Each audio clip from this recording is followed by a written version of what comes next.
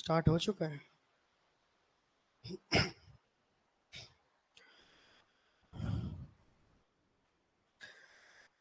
सो या greeting students, तो मैं फिर से आपका स्वागत करता हूं दीक्षा नर्सिंग एकेडमी के ऑनलाइन यूट्यूब चैनल पर। तो आपके लिए फिर से लेके आ चुके हैं एक बेहतरीन कंटेंट जो आपकी एंट्रेंस एग्जाम में बहुत हेल्प करने वाला है। तो प्यारे बच्चों, आज का जो आपका टॉपिक रहेगा वो रहेगा सॉल्यूशन के बारे में। वैसे आप देख पा रहे हैं मेरे पीछे जो स्क्रीन लगी है, इस पे कुछ हाईलाइट किया गया है आपके लिए। अगर आप किसी भी एंट्रेंस एग्जाम की तैयारी कर रहे हैं जिसमें आपका BSc nursing, post BSc nursing या आप किसी भी सीयूईटी एग्जाम की प्रिपरेशन कर रहे हैं, बोर्ड्स के लिए प्रिपरेशन कर रहे हैं, तो बच्चों आप सेंटर को या हमारे ऑनलाइन ऐप को जरूर विजिट कर सकते हैं। तो चलिए स्टार्ट करते हैं। तो टॉपिक रहेगा आपका सॉल्यूशन। ये आपका फिजिकल केमिस्ट्री का एक बहुत ही इंपॉर्टेंट टॉपिक हो जाता है। काफी सारे न्यूमेरिकल पोर्शन आपको यहां से देखने को मिलता है। तो सबसे पहले हम यही जानते हैं कि सॉल्यूशन होता क्या है। तो लिख लीजिए सॉल्यूशन। देखिए, वीडियो को सिर्फ देखने से काम चलेगा नहीं, आपको साथ में नोटबुक या पेन जरूर लेना पड़ेगा। इसको नोट करते रहिए। हो सकता है कुछ चीजें आपने मिस कर दी हैं, तो आपको दोबारा सीखने का मौका मिल रहा है यहाँ पे। तो चलिए देखते हैं सॉल्यूशन क्या होता है। तो प्यारे बच्चों, आपने केमिस्ट्री में, जैसा कि हमारे प्रीवियस वीडियो में भी बताया गया था आपको, कि पीरियोडिक टेबल में टोटल 118 एलिमेंट प्रेजेंट होते हैं और आपको बताया गया था कि एलिमेंट्स को हम प्योर सब्सटेंस भी बोलते हैं। एलिमेंट्स को क्या कहा जाता है बच्चों? प्योर सब्सटेंस कहा जाता है। लेकिन बच्चों, हमारे आसपास जितने सब्सटेंस होते हैं ये जरूरी नहीं होता कि वो सारे ही प्योर हों। कुछ ऐसे सब्सटेंस भी होते हैं हमारे पास जो इम्प्योर स्टेट में पाए जाते हैं और जिन्हें हम क्या बोलते हैं? मिक्सचर बोलते हैं। तो प्यारे बच्चों, सब्सटेंस को अगर हम डिवाइड करें, यानी उसकी केमिकल क्लासिफिकेशन अगर करें, तो उसमें एक तो होते हैं हमारे प्योर सब्सटेंस और दूसरा होता है बच्चों उसमें अपना मिक्सचर। तो प्यारे बच्चों, यहां पर मिक्सचर को भी हम फाइनल दो कैटेगरी में डिवाइड कर देते हैं और वो दो कैटेगरी हमारी कौन सी हैं? सबसे पहले होता है होमोजेनियस मिक्सचर और दूसरा होता है बच्चों आपका हेट्रोजेनियस मिक्सचर। सबसे पहले आप ये ध्यान में रखें, केमिस्ट्री में जो भी वर्ड आपको बताया जाता है उसके नाम में ही उसकी कहीं ना कहीं कोई डेफिनेशन छुपी होती है। तो हमारे लिए जरूरी है कि होमोजेनियस का मीनिंग हम समझें, इसकी डेफिनेशन हमें पता चल जाएगी क्या है। तो होमो का मीनिंग क्या होता है बच्चों? होमो का मीनिंग होता है सेम। लिखिए, होमो का मीनिंग होता है सेम और जिनस होता है बच्चों कंपोजिशन। कंपोजिशन बोले तो बनावट। तो बच्चों, जिस भी मिक्सचर की बनावट हर जगह से एक जैसी होती है उसको हम होमोजेनियस मिक्सचर बोलते हैं। और प्यारे बच्चों, होमोजेनियस मिक्सचर का ही एक दूसरा नाम हम क्या लिख देते हैं? सॉल्यूशन लिख देते हैं। अभी मैं आपको इसका एग्जांपल देता हूं। ये सेम कंपोजिशन किस चीज से रिलेट करता है, क्या मीनिंग है इस चीज का? तो प्यारे बच्चों, मान लेते हैं हमारे पास एक ग्लास में पानी है। हमारे पास एक ग्लास में पानी है और हमने उसमें सॉल्ट डिसोल्व कर दिया है, नमक उसमें हमने डिसोल्व कर दिया है पानी के अंदर। तो प्यारे बच्चों, आप जब भी इस वाटर को टेस्ट करोगे तो आपको हर जगह से इसका सेम टेस्ट मिलेगा। यानी कि ये सॉल्यूशन जो आपने प्रिपेयर कर दिया है ये हर जगह से आपको सेम टेस्ट दे रहा है, यानी कि इसकी बनावट हर जगह से एक जैसी है।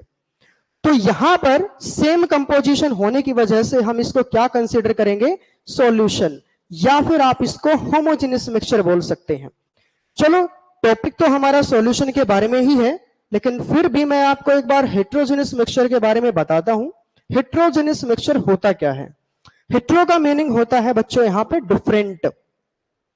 होमो का मीनिंग सेम होता था, तो हेट्रो का मीनिंग क्या होता है? डिफरेंट होता है। और जिनस बच्चों वही कंपोजिशन होता है, यानी जिस सॉल्यूशन की, सॉल्यूशन तो खैर यहां पे नहीं कहा जाता, सोल आप इसको बोल सकते हैं या मिक्सचर ही आप बोल के चलिए इसको। तो बच्चों, जिस मिक्सचर की बनावट एक जैसी नहीं होती उसको हम क्या कहेंगे? हेट्रोजेनियस मिक्सचर कहेंगे। तो बच्चों, हेट्रोजेनियस मिक्सचर के भी दो टाइप होते हैं। आपने कभी ना कभी पढ़ा होगा 9th क्लास में भी इसको, कोलॉइड, और एक होता है बच्चों आपका यहां पर सस्पेंशन। ये दोनों आपके हेट्रोजेनस मिक्सचर की कैटेगरी में आते हैं। अब इनकी कंपोजिशन सेम क्यों नहीं होती है वो मैं आपको एक एग्जांपल से बताता हूं। देखिए, मान लिया हमारे पास एक ग्लास में पानी है और हमने उस पानी के अंदर रेत को डाल दिया है, सैंड को डाल दिया है। हमारे पास एक ग्लास में पानी है और बच्चों हमने उसके अंदर सैंड डिसॉल्व करने की कोशिश की है, जो कि डिसॉल्व होगा नहीं। तो कुछ टाइम के बाद क्या होगा, ये जो सैंड है ये नीचे सेटल हो जाएगा अपने आप से। ये अपने आप से नीचे सेटल हो जाएगा। तो बच्चों आप जब इसको बाद में देखेंगे या टेस्ट करेंगे तो ऊपर तो आपको सिर्फ वाटर मिलेगा इसके अंदर, और सैंड कहां मिलेगा, नीचे की तरफ। ये तो एक जैसा नहीं है, इसकी कंपोजिशन तो हर जगह से डिफरेंट है। तो इसको हम क्या कहेंगे बच्चों, हेट्रोजेनस मिक्सचर कहेंगे।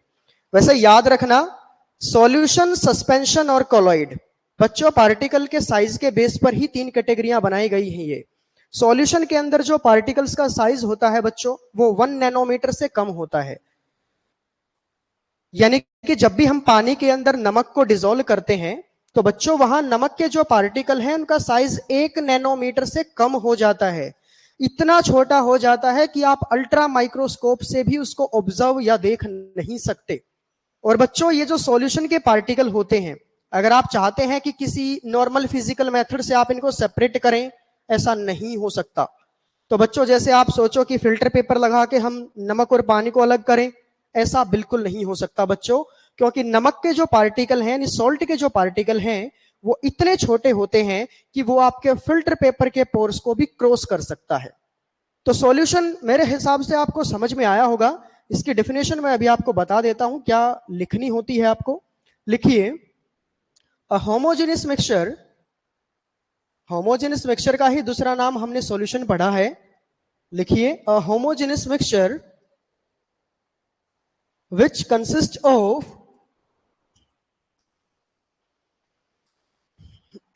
two or more chemically non-reacting species, two or more chemically non-reacting species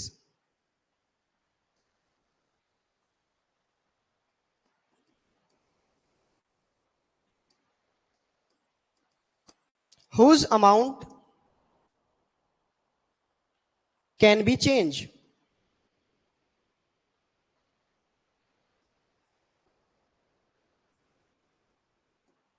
अब इस लाइन का मीनिंग समझते हैं क्या होता है।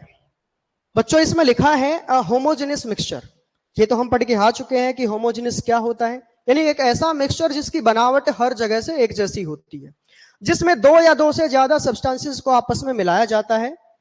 लेकिन एक चीज ध्यान में रखना, ये जो सब्सटेंसेस आपस में हम मिलाते हैं, इनके बीच में कोई केमिकल रिएक्शन नहीं होना चाहिए, कोई थर्ड सब्सटेंस वहां पे नहीं बनना चाहिए, क्योंकि वो आपका परमानेंट चेंज हो जाएगा बच्चों, फिर आप उसको सॉल्यूशन वहां कंसिडर नहीं कर सकते। तो यहां पर क्या होगा बच्चों, जो सब्सटेंस आप मिक्स कर रहे हैं वो कैसे होने चाहिए, केमिकली नॉन रिएक्टिंग, एक दूसरे के साथ रिएक्ट करके कोई थर्ड सब्सटेंस ना बनाए। तो ऐसे मिक्सचर को हम क्या कहेंगे बच्चों, सॉल्यूशन कहेंगे। और ये जो सब्सटेंस आप ऐड कर रहे हैं बच्चों, इनका अमाउंट कुछ भी हो सकता है। आप पानी में 5 ग्राम नमक मिला दो, 10 ग्राम मिला दो, कुछ भी मिलाओ आप, वो डिसॉल्व हो जाएगा उसके अंदर, लेकिन कोई थर्ड सब्सटेंस नहीं बनेगा। आप उसको वापस सेपरेट कर सकते हैं। ऐसे ही मिक्सचर को क्या कहा जाता है बच्चों, सॉल्यूशन कहा जाता है। अभी आप ये देखिए, ये जो सॉल्यूशन होते हैं ये बनते किससे हैं। तो बच्चों सॉल्यूशन के अंदर आपके 2 कंपोनेंट प्रेजेंट होते हैं, और वो 2 कंपोनेंट कौन से होते हैं, सबसे पहला है आपका सोल्यूट और सोलवेंट। तो बच्चों आपके ये 2 कंपोनेंट होते हैं, सोल्यूट और सोलवेंट। ये दोनों मिलकर क्या फॉर्म करते हैं, आपका सॉल्यूशन बनाते हैं। अब सोल्यूट जो होता है बच्चों, ये उस कंपोनेंट को कहा जाता है जो लेस अमाउंट में प्रेजेंट होता है सॉल्यूशन के अंदर। तो लिख लीजिए आप, solute is that component of solution which is present in less amount. तो सोलवेंट क्या होता है, जो लार्ज अमाउंट में प्रेजेंट होता है। लिखिए, solvent is the component of the solution which is present in large amount, जो लार्ज अमाउंट में प्रेजेंट होता है। एग्जाम्पल देखिए आप, जब भी आप नमक को पानी में घोलने की कोशिश करते हैं तो बच्चों नमक आपको हमेशा कम लेना होता है। ये नहीं होता कि आप 10 किलो नमक को 1 लीटर पानी में ही डिसोल्व करने की कोशिश कर रहे हैं, ऐसा नहीं होगा बच्चों। आपको वहां पर सोल्यूट कम ही रखना होता है, एक कंपोनेंट को कम ही रखना होता है, उसी को सोल्यूट कह दिया जाता है। तो सोल्ट आपका यहां पर क्या होगा बच्चों, सोल्यूट। और जिसमें आप उसको डिसोल्व कर रहे हैं, यानी वाटर में आप उसको डिसोल्व कर रहे हैं, तो वाटर आपको ज्यादा लेना होता है और इसी को आप क्या बोलते हैं, सोलवेंट बोलते हैं। ऐसे ही आप एग्जाम्पल ले सकते हैं शुगर और वाटर का भी हो सकता है। उसके बाद है बच्चों, ज्यादातर जो सॉल्यूशन हम प्रिपेयर करते हैं अपने लैब के अंदर, हम देखते हैं कि उनमें पानी का बहुत ज्यादा यूज किया जाता है। ज्यादातर सॉल्यूशन ही ऐसे होते हैं जिनमें पानी यूज होता है। तो उन सॉल्यूशंस को क्या कहा जाता है, एक्वस सॉल्यूशन। क्योंकि बच्चों वाटर आपका एक यूनिवर्सल सॉल्वेंट की तरह काम करता है, तो ऐसे सॉल्यूशन को हम क्या कहेंगे, एक्वस सॉल्यूशन कहेंगे। चलिए उसके बाद देखते हैं इस सॉल्यूट और सॉल्वेंट के बेस पर सॉल्यूशन के कितने टाइप होते हैं।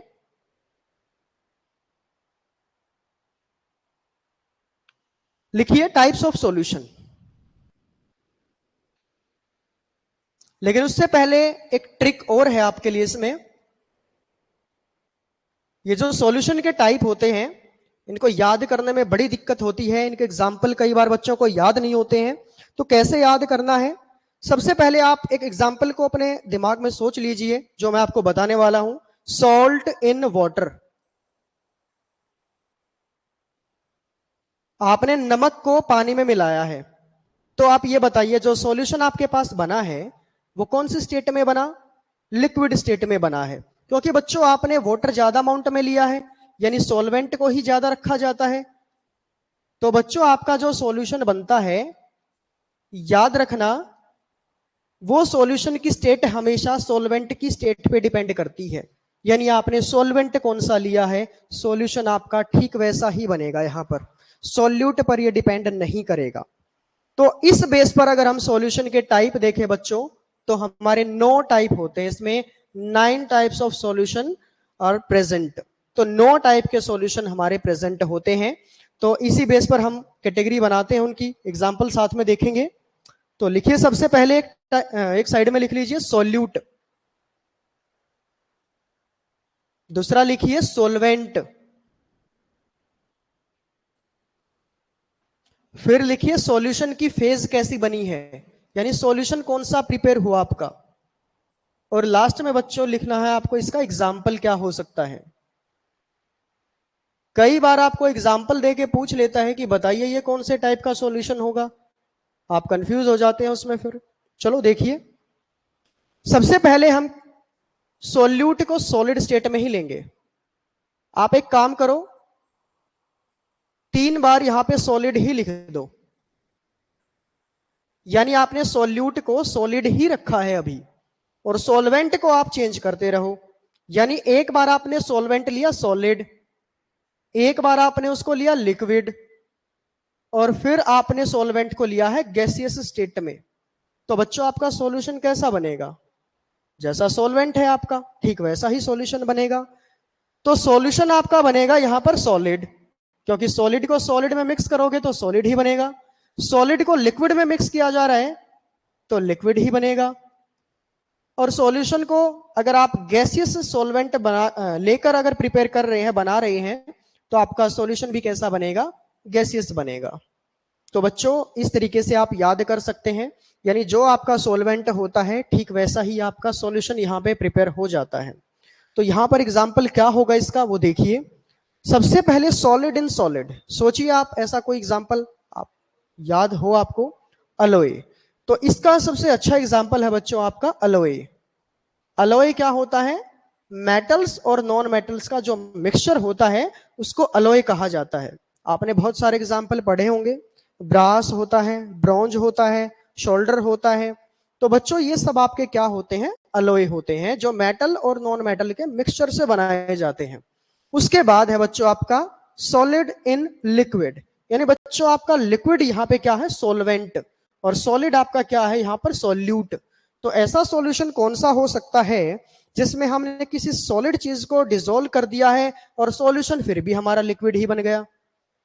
तो बच्चों इसमें अभी आपने डिस्कस किया था, या तो आप सॉल्ट को वाटर में डिसॉल्व कर दो या फिर शुगर को डिसॉल्व कर दो,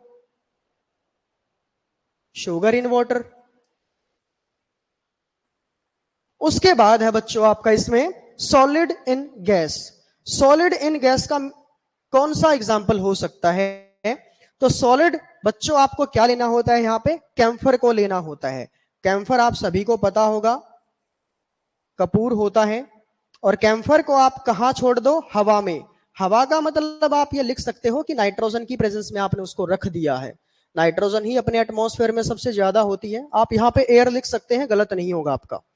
तो कैम्फर को जब आप हवा में खुला छोड़ देते हैं, वो सबलाइम हो जाता है, हवा में उड़ जाता है। तो बच्चों यहाँ पर जो सॉल्यूशन बनता है आपका, वो गैसियस बनता है।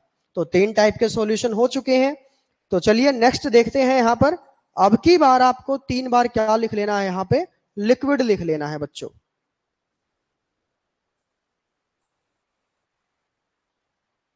और यहां पर आपको फिर से वही लिखना है, सॉलिड, लिक्विड और गैस। तो सॉल्यूशन कैसा बनेगा, जैसा सॉल्वेंट है आपका, यहां पर सॉलिड बनेगा, यहां पर लिक्विड बनेगा और यहां पर गैसियस बनेगा।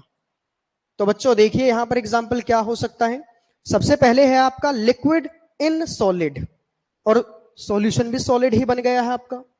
एग्जांपल बच्चों आपने 10th क्लास में बहुत सारे हाइड्रेटेड सॉल्ट पढ़े हुए होते हैं। हाइड्रेटेड सॉल्ट वो होते हैं बच्चों जिस फॉर्मूले में वाटर प्रेजेंट होता है, वही हाइड्रेटेड सॉल्ट कहा जाता है। जैसे आपने पढ़ा था वॉशिंग सोडा। वॉशिंग सोडा का फॉर्मूला क्या होता है, सभी को पता होना चाहिए, sodium carbonate decahydrate Na2CO3 into 10H2O। ऐसे ही बच्चों यहां पर आपने पढ़ा होगा पीओपी के बारे में, प्लास्टर ऑफ पेरिस के बारे में। इसमें भी क्या होता है, CaSO4 into half H2O, calcium sulphate hemihydrate, ये पीओपी का फॉर्मूला होता है। तो बच्चों आप देख रहे हो, पीओपी हमारे पास सॉलिड स्टेट में होता है, वॉशिंग सोडा हमारे पास सॉलिड स्टेट में होता है, लेकिन इनके अंदर तो वाटर प्रेजेंट है, यानी लिक्विड प्रेजेंट है, लेकिन वो दिखता थोड़ी हमें, क्योंकि वो लेस अमाउंट में प्रेजेंट है। उसके बाद है बच्चों आपका लिक्विड इन लिक्विड, और इसका सॉल्यूशन का टाइप भी कौन सा बनेगा, लिक्विड ही बनेगा। ये बॉयज को ज्यादातर पता होता है लिक्विड इन लिक्विड का एग्जांपल क्या हो सकता है, काफी बच्चे कंज्यूम भी कर लेते हैं, जो कि बहुत गलत होता है। तो बच्चों आप इसमें लिख सकते हैं अल्कोहल इन वाटर। जब पानी में अल्कोहल को मिलाया जाता है बच्चों, तो ये लिक्विड इन लिक्विड का एग्जांपल होता है आपका, ये भी एक सॉल्यूशन होता है। उसके बाद है बच्चों आपका लिक्विड इन गैस, यानी आपने लिक्विड को गैस में डिसोल्व करने की कोशिश की है बच्चों, और आपका जो सॉल्यूशन है वो भी कैसा बन गया है, गैसियस बन गया है। तो बताइए इसका एग्जांपल आप क्या लिखेंगे यहां पर, लिक्विड इन गैस का एग्जांपल बच्चों क्या हो सकता है।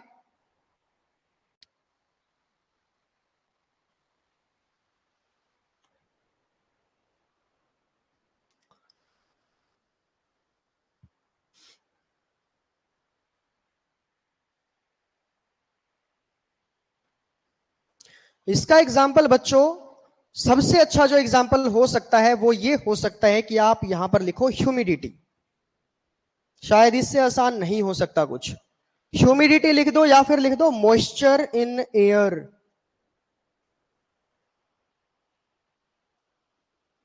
हवा में पानी होता है बच्चों, लेकिन हमें दिखता नहीं है, क्योंकि यहां पर गैसेस बहुत ज्यादा होती हैं और पानी कम होता है। तो ये आपका इसी सॉल्यूशन का एग्जाम्पल है। तो आप लिख सकते हैं ह्यूमिडिटी, और या फिर लिख दो मॉइस्चर इन एयर। तो 6 टाइप के सॉल्यूशन बच्चों आपके हो चुके हैं, और 3 ही टाइप के सॉल्यूशन और बचते हैं आपके। तो लिखिए नेक्स्ट सॉल्यूट में अब आपको क्या लिखना है, 3 बार आप गैस लिख दो वहां पे।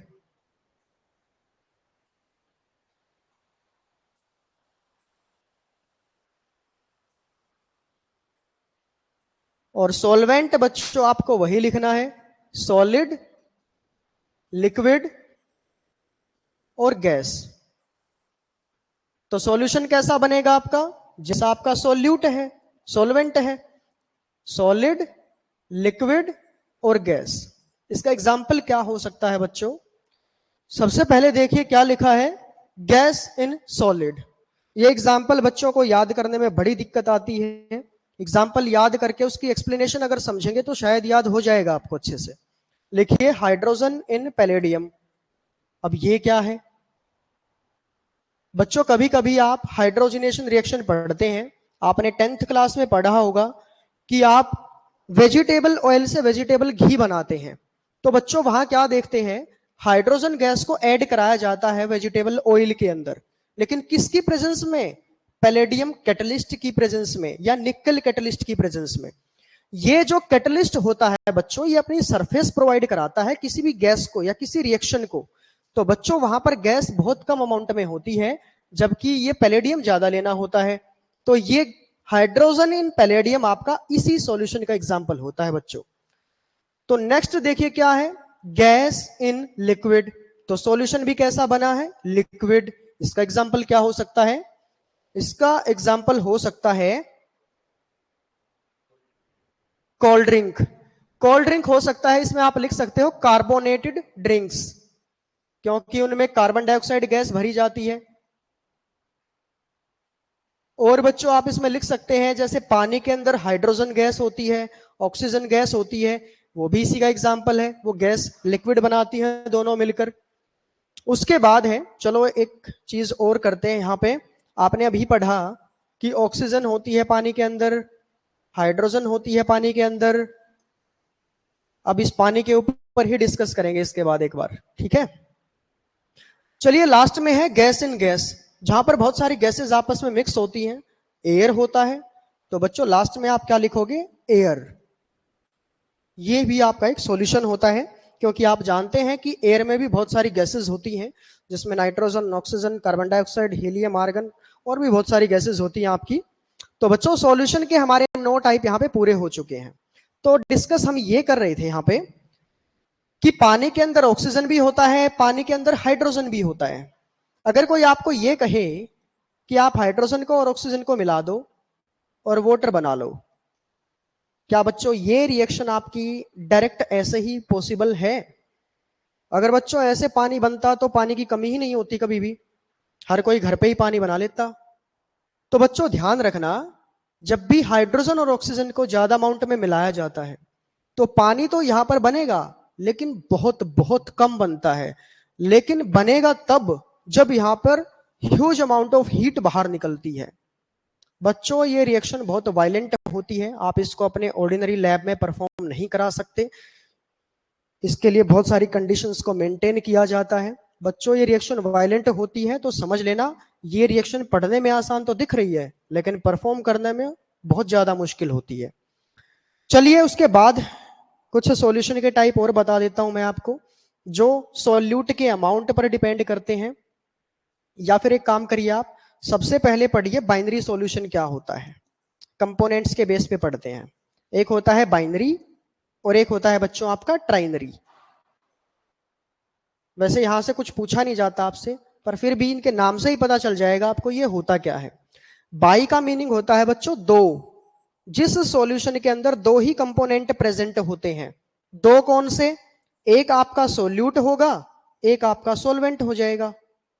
तो ऐसे सॉल्यूशन को आप बाइनरी सॉल्यूशन बोलोगे बच्चों। लेकिन ट्राइनरी क्या होता है? जहां पर 3 कंपोनेंट प्रेजेंट होते हैं।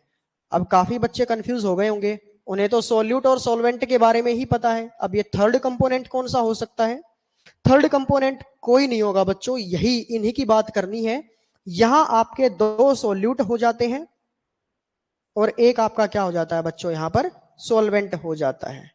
अरे आपने गर्मियों में नींबू पानी बहुत पिया होगा, उसमें आप सॉल्ट भी डाल देते हो, उसमें आप शुगर भी डाल देते हो, पानी को भी मिला देते हो। तो 2 तो आपने सोल्यूट ही डाल दिए वहां पर, शुगर और सॉल्ट, और एक आपके पास सॉल्वेंट है। तो बच्चों वो ट्राइनरी सॉल्यूशन बनता है आपका। उसके बाद है बच्चों आपका डाइल्यूट सॉल्यूशन कौन सा होता है? बताइए डाइल्यूट सॉल्यूशन कौन सा होता है? देखो डाइल्यूट वर्ड आपको कहीं लिखा मिले, इसका मीनिंग आप ये समझ जाओ कि यहां पर पानी बहुत ज्यादा मिलाया गया है, और पानी आपका होता है बच्चों सॉल्वेंट, यानी कि सॉल्यूट यहां पे ना के बराबर है आपका। तो जिस सॉल्यूशन में आपका सॉल्यूट बहुत ही कम होता है बच्चों, उसको डाइल्यूट सॉल्यूशन कहा जाता है। लेकिन इसका उल्टा भी हो सकता है आपने सॉल्यूट बहुत ज्यादा अमाउंट में डाल दिया हो, तो बच्चों ऐसे सॉल्यूशन को हम क्या कहेंगे? कंसंट्रेटेड सॉल्यूशन कहेंगे, कंसंट्रेटेड सॉल्यूशन कहेंगे बच्चों। तो ये भी आपको याद कर लेना है। तो सॉल्यूशन के हमारे जो टाइप हैं वो कंप्लीट हो चुके हैं। इसके बाद बच्चों कुछ कंसंट्रेशन टर्म्स आती हैं, थोड़ा सा बेसिक आइडिया मैं आपको देता हूं उसके बारे में, फिर नेक्स्ट वीडियो में हम उन्हीं को पढ़ेंगे अपनी वीडियो में। तो देखिए कंसंट्रेशन टर्म समझिए ये है क्या। अभी आप एक चीज पढ़ के आए हो कि सॉल्यूट को सॉल्वेंट में मिलाया जाता है, बहुत अच्छी बात है, सॉल्यूट को सॉल्वेंट में मिलाया जाता है, लेकिन कितना मिलाया जाए और मिला हुआ है तो उसका अमाउंट कैसे बताएं और किस वे में बताएं उसको। अब आपने तो ये पढ़ा कि सॉल्यूट तो बहुत ही कम होता है, अब ये कुछ किलो भी हो सकता है और बिल्कुल ही लेस हो सकता है, यानी कि ना के बराबर भी हो सकता है, पीपीएम में हो सकता है आपका। तो बच्चों इस सॉल्यूट का अमाउंट सॉल्वेंट में कितना है, या फिर आप ये बोल दो कि किसी सॉल्यूशन के अंदर सॉल्यूट कितना प्रेजेंट है, अगर आप ये डिटरमाइन करना चाहते हैं तो आपको एक कंसंट्रेशन टर्म का यूज करना पड़ेगा वहां पर। तो कंसंट्रेशन का मीनिंग ही बच्चों क्या होता है? अमाउंट, यानी कि आप किसी सॉल्यूशन या सॉल्वेंट के अंदर सॉल्यूट का अमाउंट बताने की कोशिश कर रहे हैं। तो यही है आपका कंसंट्रेशन टर्म वाला टॉपिक, और इसमें बहुत सारी कंसंट्रेशन टर्म्स आपको पढ़नी होती है, जिसमें आपका normality, molarity, molality, formality, strength, percentage, ppm, ये सारी चीजें आपको पढ़नी होंगी बच्चों उसमें। और वहीं से सबसे ज्यादा न्यूमेरिकल पोर्शन आपसे पूछा जाता है, काफी एंट्रेंस एग्जाम में वहीं से क्वेश्चन आते हैं बच्चों। तो चलिए तब तक आप यहां तक इस टॉपिक को अपना प्रिपेयर कीजिए अच्छे से, तो तैयारी करते रहिए अपना। Good luck, best of luck, thank you.